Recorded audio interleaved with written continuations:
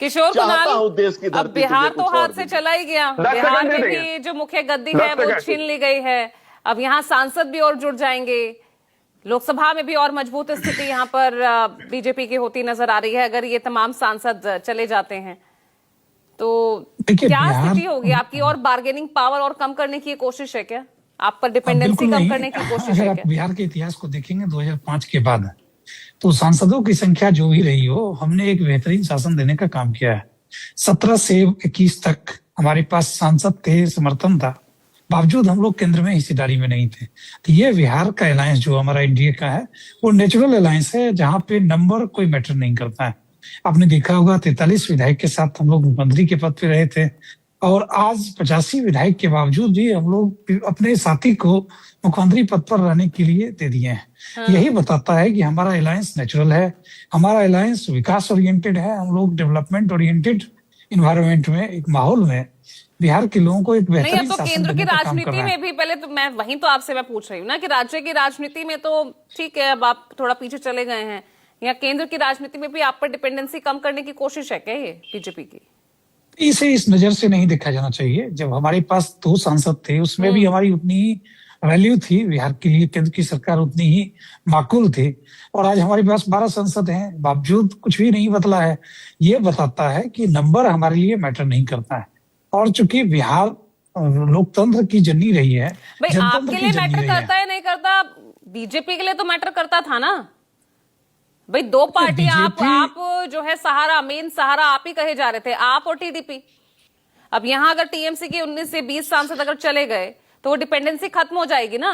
मैं तो यही पूछ, ये पॉलिटिकल गॉसिप का ये हिस्सा हो सकता है, सहारा वगैरह। हम लोग साथ ना, हमारे वो सहारे हैं ना उनके सहारे हम हैं।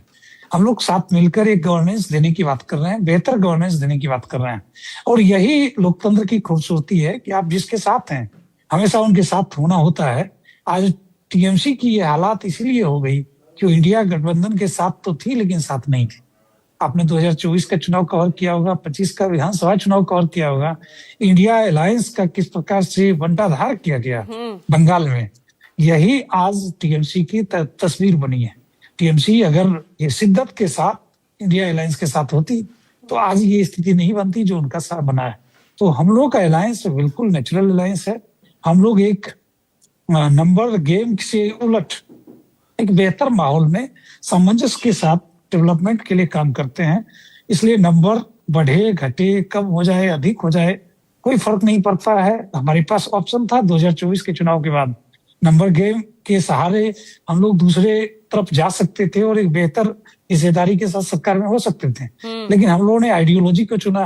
प्री पोल अलायंस जो हमारा था उसी अलायंस को हम लोगों ने वैलिडेट किया और एक बेहतर गवर्नेंस देने की जो जद्दोजहद थी उसको आगे बढ़ाया।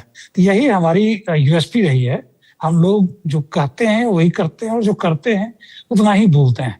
इसीलिए जेडीयू 2005 के बाद आज तक ना तो एक विधायक ना तो एक सांसद कहीं से हमारा इधर से उधर नहीं हुआ है, क्योंकि हमारे यहाँ आइडियोलॉजी प्रथम है, परिवार और व्यक्ति द्वितीय है। जी, जिस बिहार के लिए नीतीश कुमार जाने जाते थे, जो बिहार नीतीश कुमार के नाम से जाना जाता था, वही गद्दी जो है आपके हाथ से चले गए ना। यही तो सबसे बड़ा लॉस तो यही है। अब आप इसके पीछे आप कुछ भी रीजन दें, लेकिन एहतेशामुल हक साहब गलत तो नहीं कह रहे किशोर कुणाल।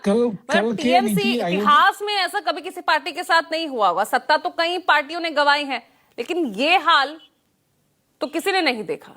कल के, बस मुझे 1 मिनट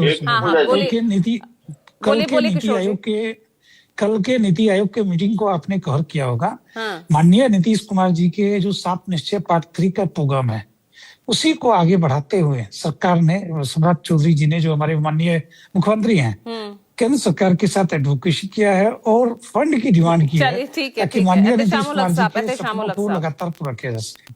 जी।